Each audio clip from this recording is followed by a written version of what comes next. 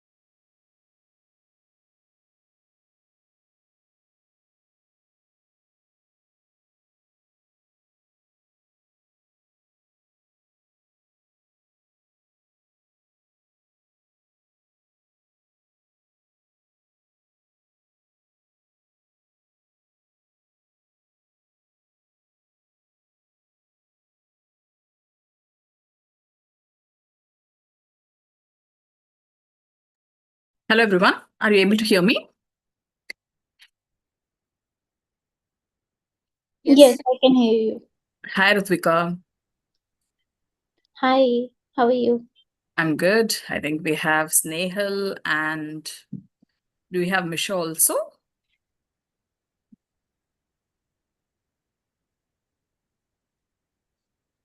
Okay.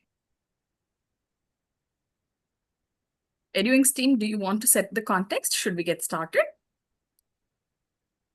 Let's wait for 3 more minutes, ma'am. Sure.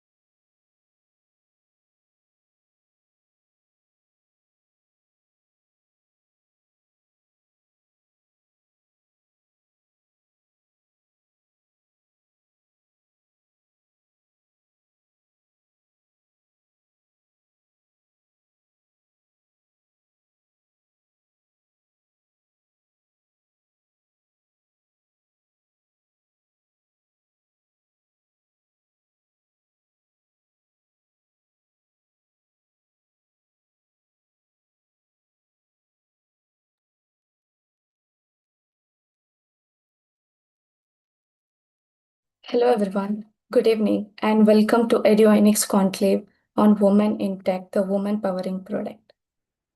Thank you all for joining us today. We are truly honored to have such inspiring leaders with us. Before we begin, I would like to introduce our esteemed panelists. First, we have Misha Singal Ma'am, product at Hive Studio. She brings experience in product leadership and have worked on building products and driving meaningful impact through innovations. Next, we have Snehal Badotkar Ma'am, Senior Product Manager at Value Matrix AI. She brings experience in leading product initiatives and creating technology solutions with a strong focus on product growth and value. And we have a Ritvika Singh ma'am, Technical Product Manager in Geo Private Limited. She brings valuable experience at intersection of technical and product development and contributes to building innovative experience. We are also honored to have our moderator for today's session, Kyle Vasi Karthikeyan ma'am, a lead product manager at PayPal. With her experience in product leadership and building impactful solutions, she brings valuable perspective from product and technology space and will be guiding us today's discussion. Thank you once again to all the speakers for being with us today and sharing your valuable insights. With that, I would now like to hand over the session to the moderator, Kyle ma'am. Ma'am, over to you. Thank you.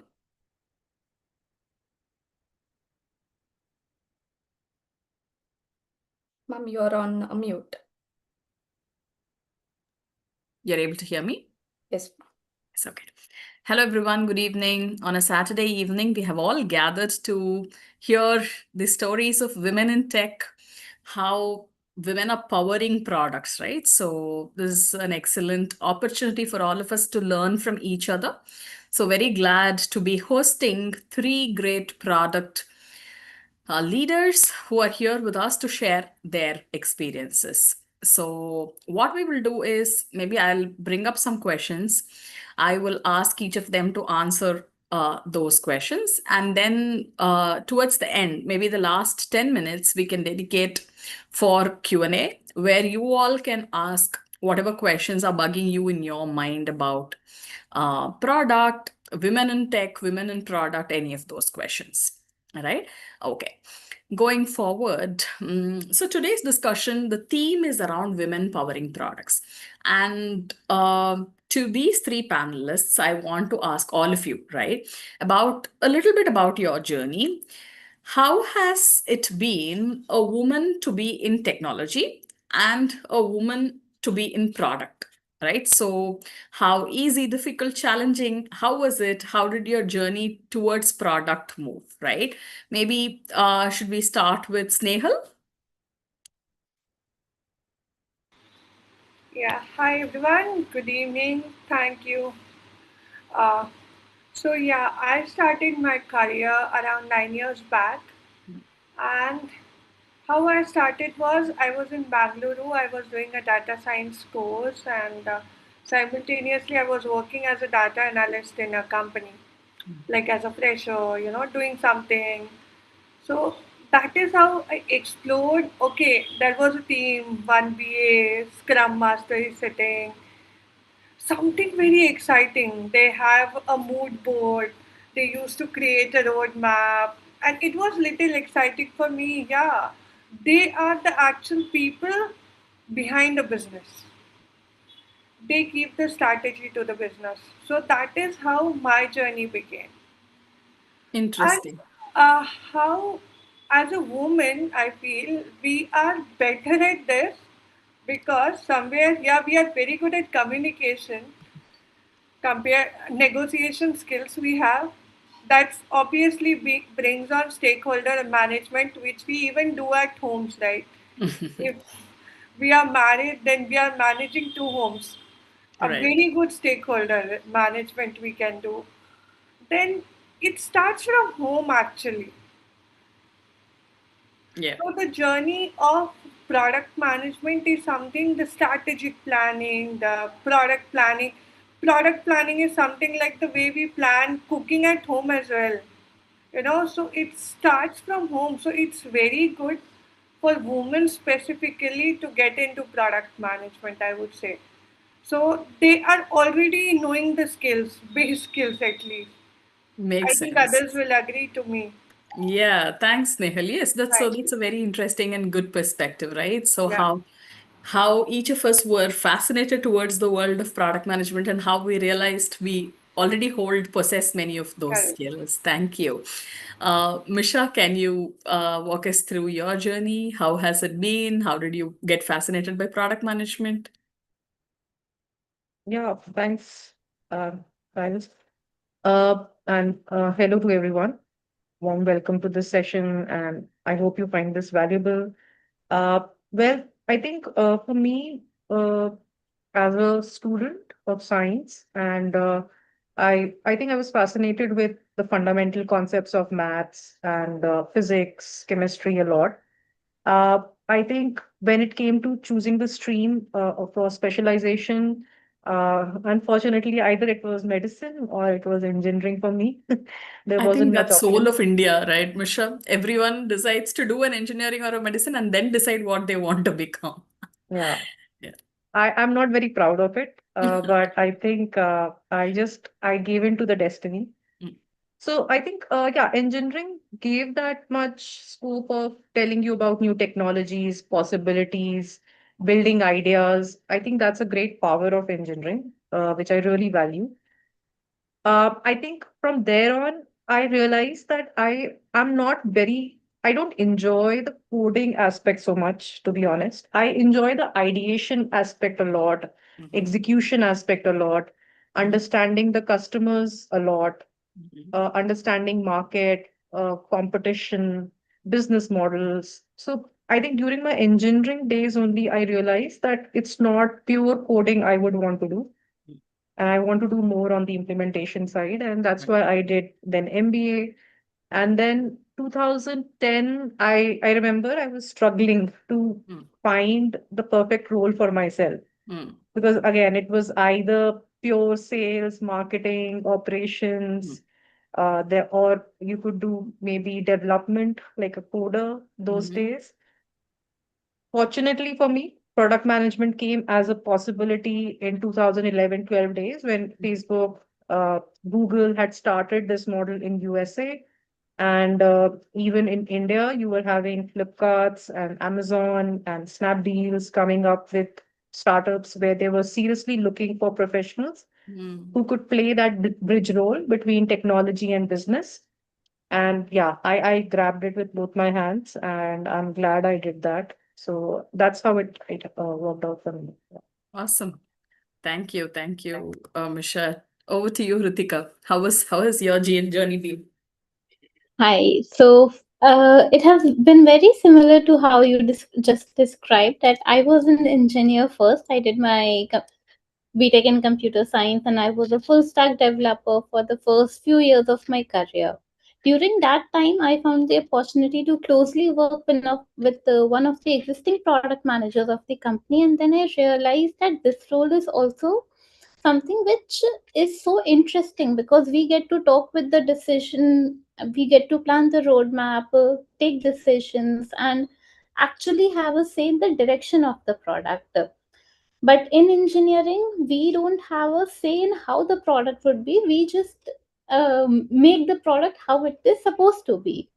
So it was at that point of time I decided I want to shift into product management. Went and did my MBA, and then rest is history. So now I lead a team of 15 engineers as a technical product manager. Very nice. Interesting, interesting. Each of you have had very interesting journeys, or Ritvika, Michelle, and Snehal. So one of you have come from a data science background, one pure play engineering, one has done a mix of, business plus product, right? So it's a combination. So now when we look at the world heading, right, there are new age people coming in.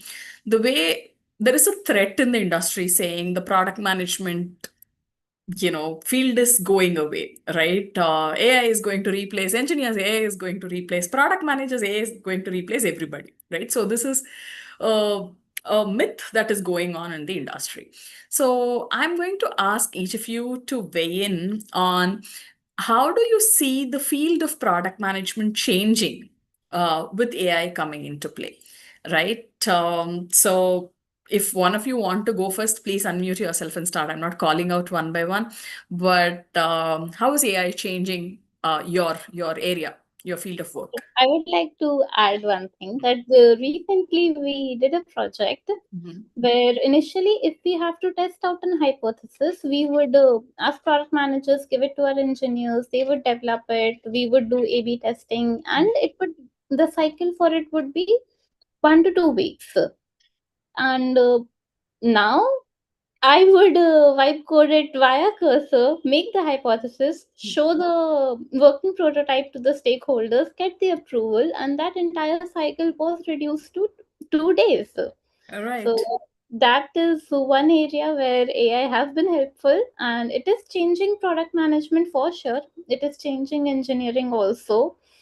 But I would say that for product management, it supports them rather than Correct. replacing them, because the crucial aspect of decision making, that what's right and what's not, AI cannot prioritize for us. Either AI cannot understand the user pain point and would not be able to empathize with them. Right. So, more than replacing product managers, you see it as aiding or enabling product managers to do better, right? Become more efficient, become more effective. That's what we have been seeing in the industry. The vibe coding bit is very interesting, right? So, it's not just at work, even for personal use cases, we vibe code tools like very, very quick. Right. So I was looking, I have a 1.5-year-old son at home, right? When he was smaller, I whiteboarded a very quick thing to track his sleep and nap patterns, right? So why is he not sleeping? What can I do about it? Can I have an app to track? Because all the available trackers in the market were very generic. I wanted something very customized to myself. So what we see, I think, Misha, you have been in the area of e-commerce as well, right? You've been leading some products in some e-commerce companies as well. So how e-commerce products became very customized to users or personalized recommendations, and everything started coming to the users. Now users are expecting even apps to be customized and personalized for them, right? So that is happening a lot with vibe coding. So how are you seeing this trend, Misha? What is AI doing to product management? Okay, so I have a bit of broader view. I mean, what we discussed so far in terms of prototyping, in terms of fastening the processes, it's right. It's true Correct. that it's happening for startups, for corporates, everywhere. It's helping you automate, fasten the process, broaden your area of thinking, doing research more, thinking of scenarios more. So those aspects, specific jobs, for sure, AI has changed. But I think my point about not just e-commerce, but related to any sector, banking is where I have spent a lot of time. Fintech is where I have spent maximum time actually, or SaaS products also, is that I think the way your whole system design architecture is being planned is going to change. I think luckily I was there when the whole digital revolution happened in India, again going back 2012, 13, 14, when people started adopting on mobile, Flipkart and Snapdeal, Amazon, and payments, UPI. So all those adoptions happened.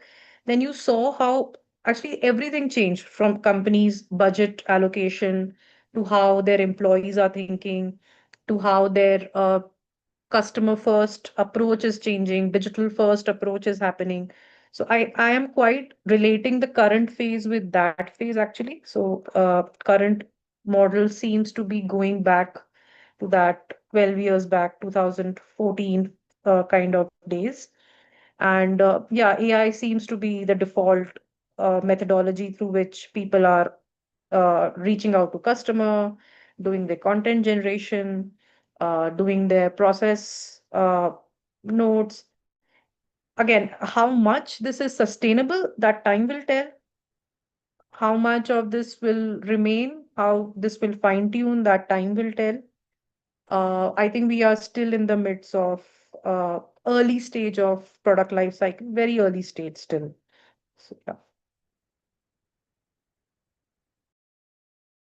you're on mute. Sorry. Snehal, I have a slight variation of this question to you because you're also an educator, right? So you teach, you do this. So with AI coming into picture, how do you see? So we know machine is learning fast. That we know in AI, right? How is people's learning in the product field? How is upskilling, learning changing? Because you're an educator, you've been close to the ground. How are you seeing that changing, right? With AI coming in the product space, especially. So, if I say that, so also I'm working in a deep tech company now. Correct. So, yeah. So what I will add here is specifically in the world where either we are talking about people learning AI Mm-hmm. is evolving and quick learning, Right. right? Now I need some help from someone. I don't need it now as far as I can understand or I can take help from AI. Mm-hmm. Okay. At the same time, if we talk about deep tech, like the products are also evolving. So your question to Ritika, which also mentioned about, you know, how the roles will change. Correct. So now we need more people to strategize. Mm-hmm. First, we were creating a roadmap. Okay, Mm-hmm. this is the flow of, let's say, an e-commerce, or this is the roadmap of something. But Mm-hmm. now there are multiple roadmaps with AI. So again, there is evolution, there is more strategies, there is more product planning that we need to do on every aspect, right? Like as I'm working in a deep tech, I would like to tell you a simple example here. So now previously you have an HR management system. So there was a certain flow. Now we are evolving the same product into a direction where, as per me, might be I have a different perspective, you have a different perspective. Now, through AI, that product HR management also needs to understand you and me, which has to be strategized more, correct? So, as in this both fields, as an learner, adopter of AI, and as a product maker, in both aspects, I will say that okay, there is a good enhancement, and people will learn more, and will obviously there will be more roles and more opportunities which will come. Hmm. Makes sense. Yes. So I think on a very similar line towards learning, right? If you were starting your product management career now, I know you're all very well established in your careers, but if you were starting your careers now in product management, how differently would you learn? What would you do differently to upskill yourself or to collaborate with others? What is something if you were to start today as a product manager that you will do differently? This is a question for everybody. Each of you can, share your perspective. Maybe this time we can start with Snehal and move again back. Okay, so if I have to start today, what I even tell my learners is don't learn the terminology. That's not important. Understand the perspective. You know, bring up a product. Why is it like this? Like, a very simple example. Uber has every time a new OTP. Rapido has same OTP as a user every time. Why is it so? Is it time consuming? Is it time saving? How the product is working? Try to understand the existing products first, analyze the existing product, go through their roadmap, how it evolved over the time. A very good example of product is WhatsApp for me when I'm teaching. Hike was there, which is very good for Gen Zs. Hike was very good. Then we have WeChat. We have so many products. But why WhatsApp was the one which existed, and everyone is on WhatsApp. Even Signal came, uh, Atmanirbhar Bharat, even now RTI came. So many products came, right? But by WhatsApp was stabilized, they were never feature ready. They were stabilized to understand the user. You have to be customer centric, as even Misha mentioned. So you have to understand the products before you want to get into product. It is all about, for me, it is all about understanding business. Any business you pick up, understand it. That is how you will learn product management. Makes sense. You, Misha, how would you, if you were to start today, how would you learn product management differently? Yeah, I think uh, when what I did, so I'll tell you what I did, and then we'll discuss how Sure, I'll do it differently. sure. So I think customer first, market first, metrics first, business model first, uh, a lot of people coordination, team coordination first. This was my approach, what I did. Uh, I think if I have to do it differently now, I'll be wiser. So I know that now it's actually your hardcore skills, which are very difficult to learn later on, that I will do more, and I will do shorter stints of those skills. So possibly being like a statistician is a role I can think of. Possibly something like a deep research lab research kind of a role I would love to do. I think doing some hard code level of coding, but again, I mean, coding is not really going to help, but something like end-to-end engineering ownership kind of a role for 1 year, that I would love to do. Yeah, I think, yeah, data, engineering, research, and having a market view. Yes, I'm not saying that just doing technical stuff will get you things. You need to have customer viewpoint, you need to have market viewpoint, business viewpoint as well. So, but yeah, I'll focus on these skills and these stints a lot. It's a very contrarian view, right? Many people might think that you learn business, you do an MBA, you become like a good product manager and all of that. But you really need to, as Misha said, there is hard skills that are definitely required. Business is one aspect, but hard skills are also very important. And as Snehal pointed out, tear down a product that you know, right? Take any product you know, tear it down. Why is it working the way it is working? Why is it becoming successful? Why is it not becoming successful? What is behind it, right? Doing tear downs, some tear down exercises. If I were to start today, that is what I would do differently, right? I do all this tear down exercises of multiple products, trying to understand why they work the way they work, right? That would be my approach. Ritvika, what would be yours? Hi. So, I my career journey has been similar, like where since I was a developer, Mm. Mm. so I think it has helped me to a certain edge Mhm. that, how do I put it? Like, I agree that developing these hard skills Mm. much later can become difficult because once we are in the role, Mm. it would be difficult. Let's say data analytics or statistics. These are skills which a product manager definitely needs. They Mm. need to understand the numbers, and it is something that it would become difficult. Definitely, soft skills are important to have empathy for users, to have a broader understanding of the product, and to always question why. Mm.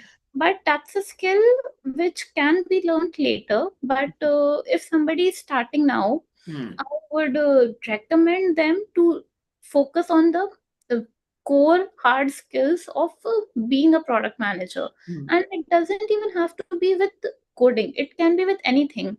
A marketing professional, a market or a growth or related to growth or analytics, data, SQL, and coding, whatever. And all these paths would eventually lead to product management.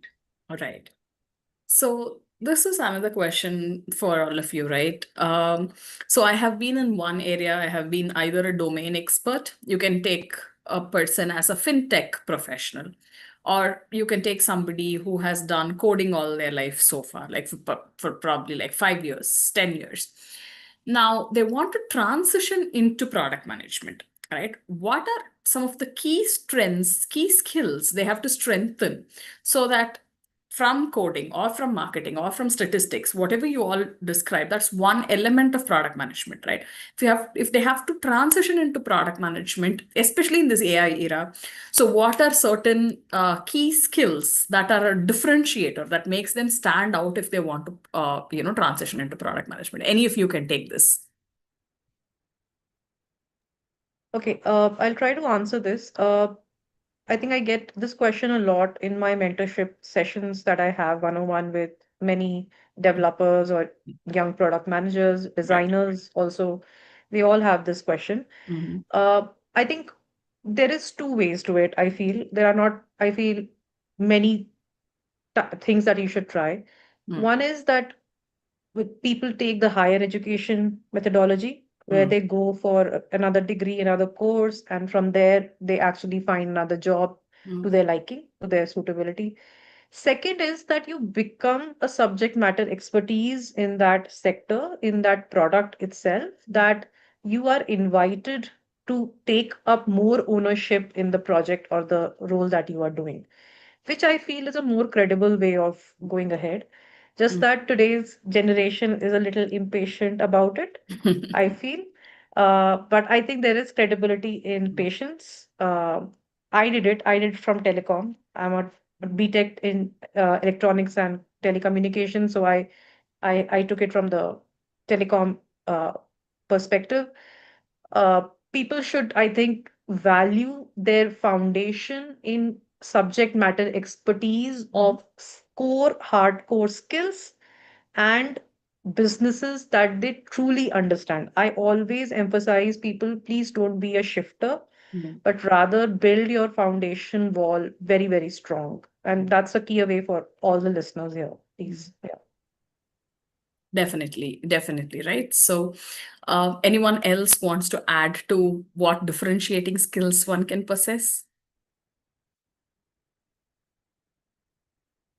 Sure, most of you would have come across these questions in your mentorship sessions. Okay, if we think Misha has covered most of it, then we'll move on to the next question. So, when we're all building products, right? We spoke about WhatsApp being an example, and most of the digital products we use today. Why do you think is women representation important while building a product or designing a product itself, right? Because a product team should have that diversity of thoughts and inclusion. So why do you think a women representation will make a difference? You can also share something from your own experience of how bringing different perspectives adds to the product success itself. Anybody who wants to take it?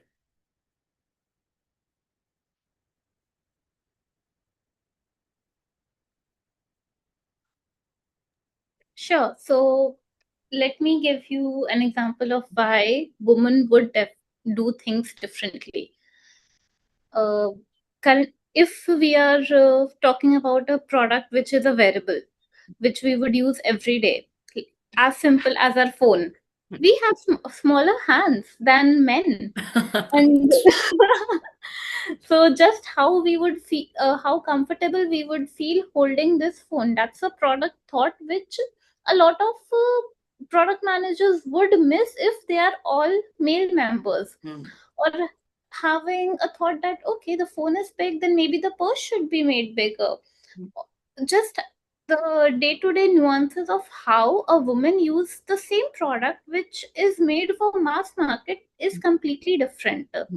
And if we want to show empathy to our users, then they have to definitely walk a mile in our shoes. And 50% of the users of our product would be women. So Yes. there should be a proper representation of them also. Yes, definitely, definitely. And most of us have read interesting books, right? If you read Lean In, you see that, Sheryl Sandberg, till she drove her car into the giant tech companies parking area, she never realized as a pregnant woman you might need a separate dedicated car car parking space, right? So many leaders were ready to give it a blink of an eye, but there was no woman representation to ask for it in the first place, right? And we see about how many different products, when women come in, the way of understanding user problems, the way they represent is also tremendously different, and it is very good to have that representation for not just for the product itself but for the users also, because the user centricity increases very much with women designers and women product managers being in the team, right? Okay, so my next question is more in the lines of what would be your advice, right? Most of the people I think who have joined here as our audience are people, trying to learn more about AI PM skills, and they'd be wanting there some amount of data skills. They want to combine all of that, and they want to, head towards more of a product, AI product kind of a landscape, right? So if each of you were to give one precise advice or a help, right, for them to take back, it could be a simple action item that they can start practicing from today that will help them in their journey. What would it be? Each of you can take turns answering it. Should we start with Snehal? Yeah, so this is a very good question for especially people who are, starting their career. One thing I would like to say is if I am very domain specified, Mm-hmm. what I can do is start reviewing my consumers through my AI or, you know, through my data skills or SQL. I should try to understand the customer feedback. Mm-hmm. That's like you can say, and I can create my own agent of like uh, assisted customer reviews kind of. Then a good skill for fresher again can be into data analysis a little. Now with AI, you need data analytical skill set as well. Being a product manager, obviously, see, we all know that we are using AI, but I will still say that most of us yet don't know what is prompt engineering or context engineering the right way. So that's again a good skill set to work faster, or you might be learning faster, or you might be, as we said, right, customer review, tear down of the product. So we can do it little, we need to understand all this better at the beginning stage. My question here, Snehal, you are also an author of a book, Yeah. right? I think the first Indian author who wrote a book on prompt engineering, Yes. right? It's a key skill for our audience here, that Correct. not just our audience, right? Anybody in the world now needs prompt engineering, right? You Correct. whether doesn't matter whether you work in tech, non-tech, anywhere, right? It has Correct. become the, let's say, the typewriting of the current world, like how Correct. typewriting used to be. Since you're an author and an established expert in this area, my follow-up question to you on this, I'll get back to others also with their own specializations, but if you were to give a simple, framework or a mental map of how, audience should approach prompting or a prompt engineering, with just the basics for anything to be achieved through Gen AI models today, right? What would be the simplest framework or the mental model you will leave them with? So the simplest thing is understand the aspect of your AI, Mhm. whatever tool you are using. First of all, understand where the data is coming. We are using it like Google nowadays. ChatGPT, Gemini. We are just putting what we used to put in Google. We are putting that. Mhm. The most important aspect to get the answer that Mhm. I want. Like Mhm. I want a different answer to the same question. Misha want a different aspect of it. Correct. Mhm. Understand the use of token, that is the base Mhm. of, even if you want to create agents, Mhm. you want to do agentic AI also, the base is to understand which token, where, and how. We are either writing a long prompt or we are just doing what we used to do in Google Hmm. search. So we need to understand the aspect why we are using tokens. Hmm. They say AI hallucinate, right? We say. Hmm. Why? Because our tokens are wrong. That's it. Even in my book also I have written the same thing that I have given use cases. It's not a book to learn what is prompting. It is full of multiple use cases. Hmm. So tokenization is the base. Like we pay also for tokens. Right. So anyone who uses ChatGPT or Gemini today very casually might not understand, the use of tokens, right? So if you are going to be a product manager in this space, if you're going to work in the tech space, what Snehal tells us is the differentiating factor is for you to understand that LLM doesn't have magic. It doesn't understand what you're saying. Everything is based on what's the previous token based on which the next token is going to be generated. So the understanding of how tokenization works and how you can influence the tokens to get what you want out of it would be the most important skill that you cultivate in the AI era, to understand prompting more, right? That's a great input. Thanks. Thanks, Nehal. Misha, do you have any advice for anybody starting out in this space, trying to, learn more in the AIPM space? I have a very simple advice. Mm-hmm. I think just go to either NA10 or go to make.com. Mm-hmm. Start making end-to-end system thinking solutions. Mm-hmm. Go through the pain of learning every component, going through every LLMs, understanding every call flows, how they work, dependencies, how they work, tokenization, as Sahil mentioned. I think get your hands dirty. People are just reading about agentic AI or agents, or they are reading about what Google or Meta or OpenAI, NVIDIA are doing, or they are just trying out on ChatGPT, or they are trying out Gen AI platforms, and they feel better. They feel they know Claude. Claude is a new thing, and they know that they can actually build products and they know a lot about AI, but it's not like that. It's very superficial. My request and my suggestion, which I'm doing myself every day, is also that I actually take the pain of building use cases, getting them reviewed by my engineering friends, taking feedback from my community that I'm part of, improvising on those prototypes, trying to launch them, trying to take feedback from real time customers, doing that religiously for 1 to 2 months on one use case, and then possibly moving on to others. Having a closer community, having some people you trust, you can share, you can learn from, that helps in your journey a lot as well. Superb advice. Thanks, Misha, for bringing that up, right? I'm going to zoom a little bit down on that, right? Let's say I am one of the learners in this community, in the EduWings community itself, trying to build something of my own. How do I identify a use case first?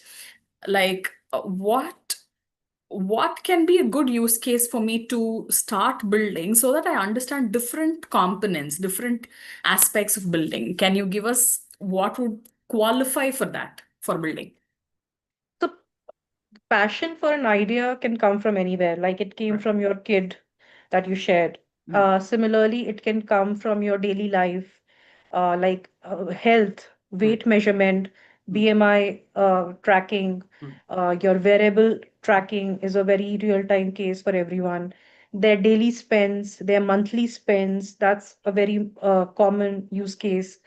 Uh, tracking healthcare of their parents, of their kids, these are daily stuff. Uh, Tracking your daily travel that you are making, that's a very common use case. So I'm just talking very common use case. At the same time, there are complex business use cases as well. In your daily workplace or any startup that you're working, you see so many scope of automation there. I think AI that way is brilliant, that it is giving you that opportunity to actually build those gap bridges on your own. So I think inspiration for an idea can come from anywhere. Don't wait for it. You can even use the current ones which are happening and build your own Correct. recommendation solution around it. I think important is to build it end to end. That is something I don't see a lot of students doing it. I Correct. don't see a lot of professionals doing it.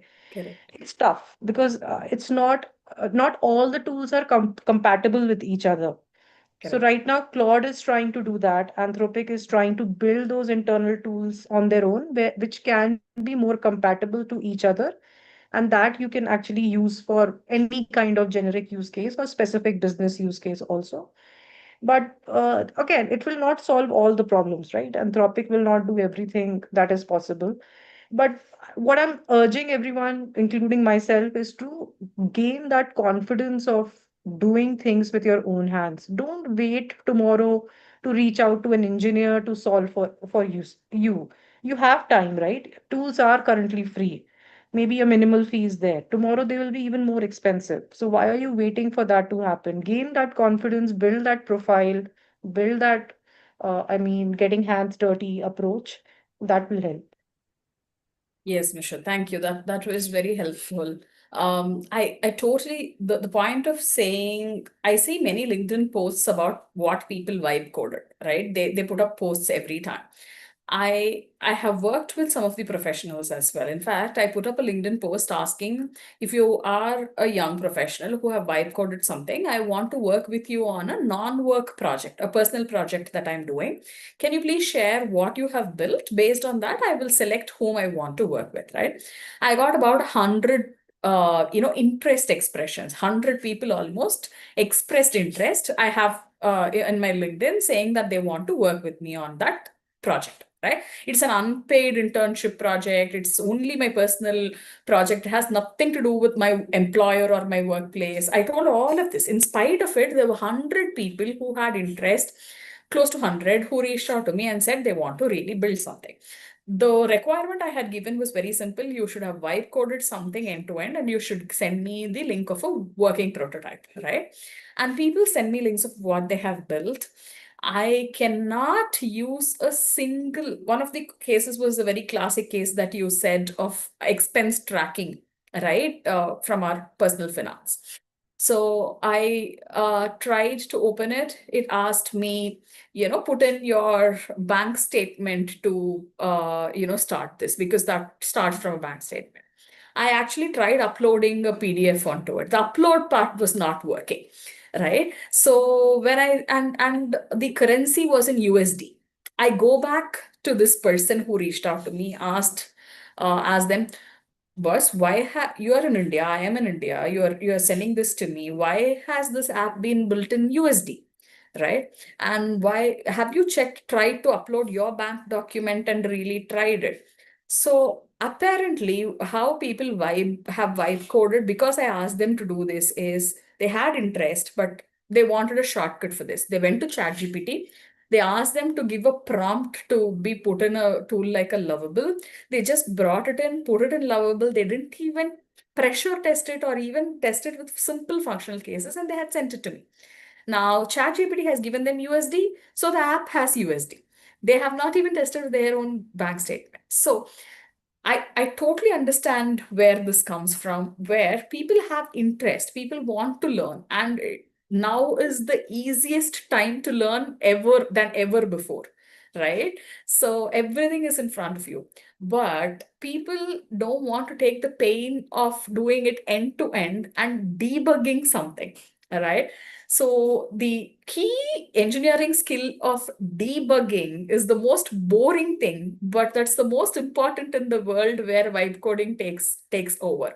Right. So I'll maybe go to Ritvika because she has been a software engineer in the past as well. Right.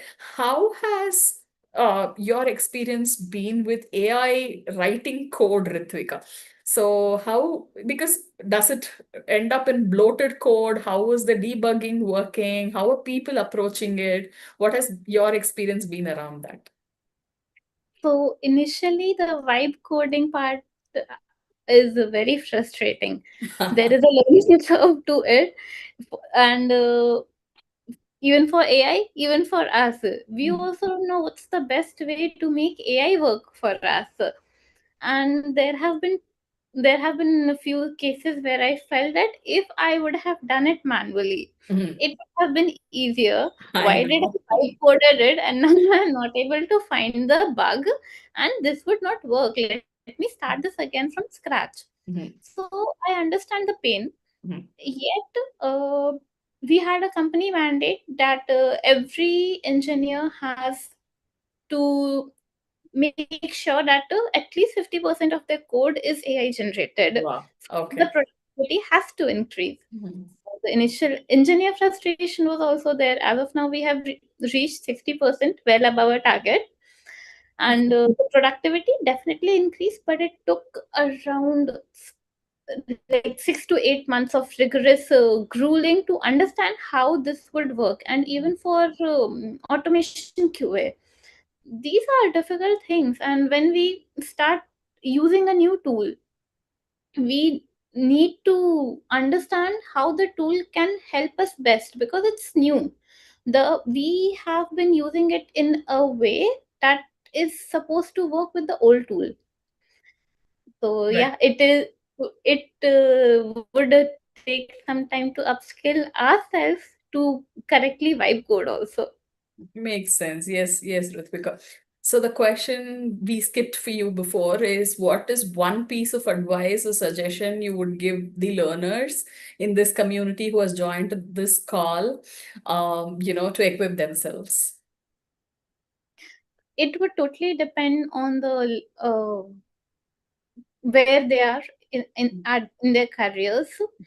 For someone starting new, which I believe is the demographic for this, is that they need to familiarize themselves with the basics, and just the basics would be fine. They should be aware, Mhm. and they can start deep diving into topics as and when they come to it, because it's a vast topic and every day something or the other is changing.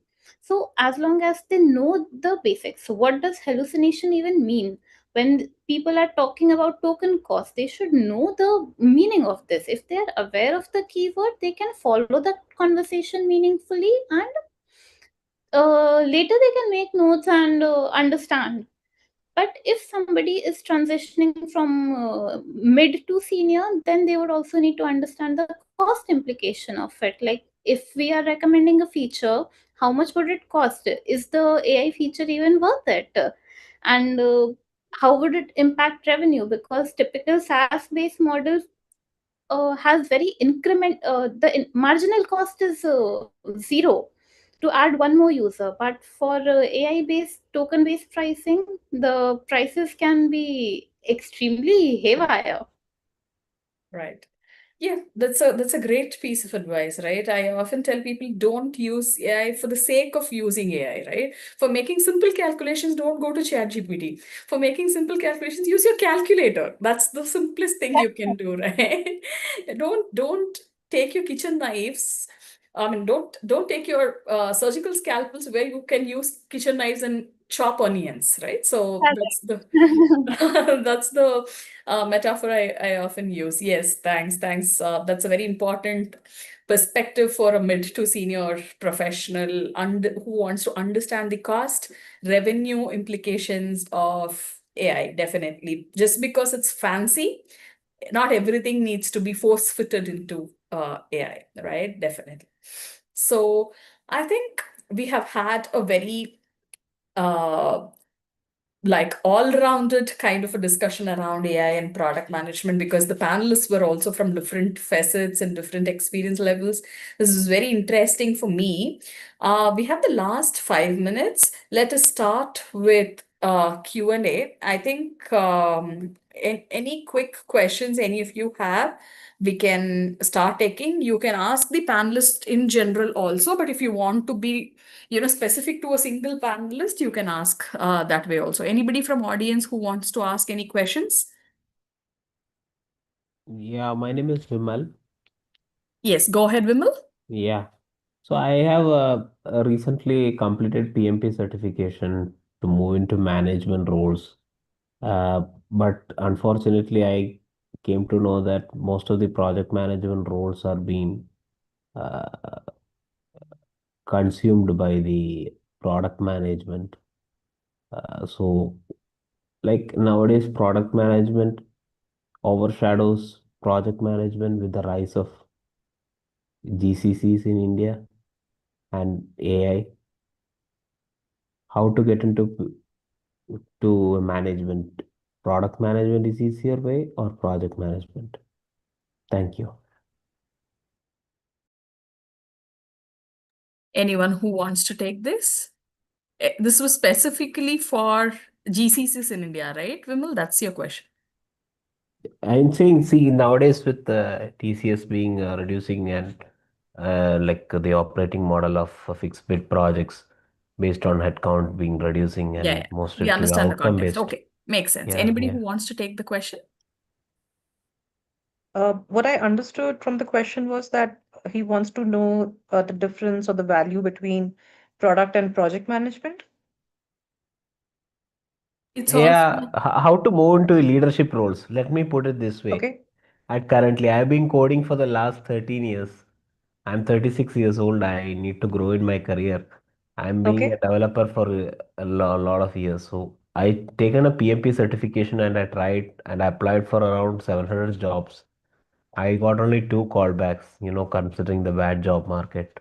They're expecting a lot of things nowadays. So is project management really dead to move into leadership roles, or is a product management is the easier way, considering the rise of GCCs and outcome-based model?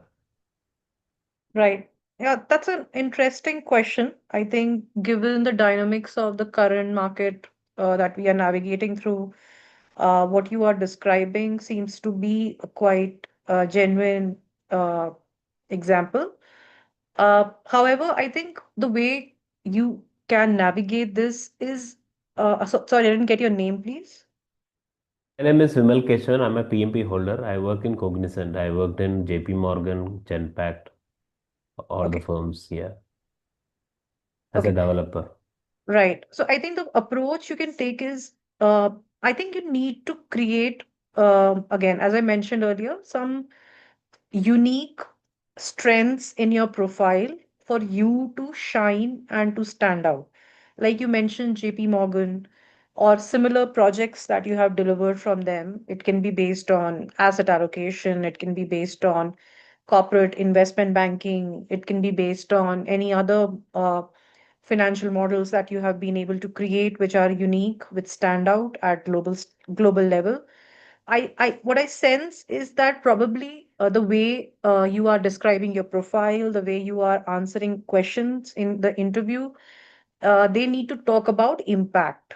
So I think in leadership roles, your impact really counts. Second is taking leadership in terms of leading a team, a group of people, navigating them through a challenging situation and reaching a certain milestone while doing that.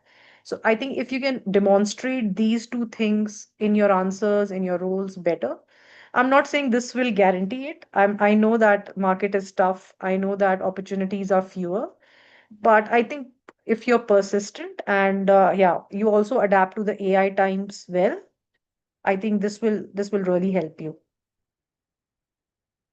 cool. Um, is it time for us to wrap the discussion up? Anusha, anybody from Edwings? Yes, ma'am. Yeah. So, as we conclude today's session, I would like to thank you, Kyle ma'am, Misha ma'am, and Snehal ma'am, and Ritvika ma'am, for taking time for sharing your valuable experience and insights with us. And thank you all the participants for joining and being a part of the discussion. Thank you all. Sorry to interrupt. I have one last question. Will that be okay if I ask? Yes, yes, yes. Yeah, okay. Yeah, this is Bhuvaneshwari speaking. So actually, like, yeah, I am starting my career as an product manager, AI product manager. So, like, as an AI product manager, like how a product manager should think basically, like, should we follow any basic rules in order to, think it strategically, or like how a product manager should think? I didn't get that. Sorry. So you're asking how a product manager should think like a young product Strategy. manager? No, no, no. I was working as a product owner. Now I am Okay. transitioning my career from PO to a product manager. So as a product manager, like how a product manager should think. Do we need to follow some basic rules for like in order to do any market search or whatever? Like how do a Hmm. product manager should think strategically when any product is given or Okay. Yeah, I think what I can suggest quickly to you is that get deeper into your sector expertise. So I don't know which product or sector you are from, but let's say you're from a SaaS industry, then understand your industry, understand the business metrics projection for the next 5 years. What are the trends? What are the key happenings that are over there? This will actually help you bring out your differentiation in terms of long-term thinking. So there will be always short-term features, improvisations that product manager does with developers. But then I think what can differentiate you if you know what is to be projected for the next 2, 3 years, that will require a lot more reading, a lot more research, a lot more paper going through, talking to sector experts, etc. So this is something I can recommend. Yeah. thank you.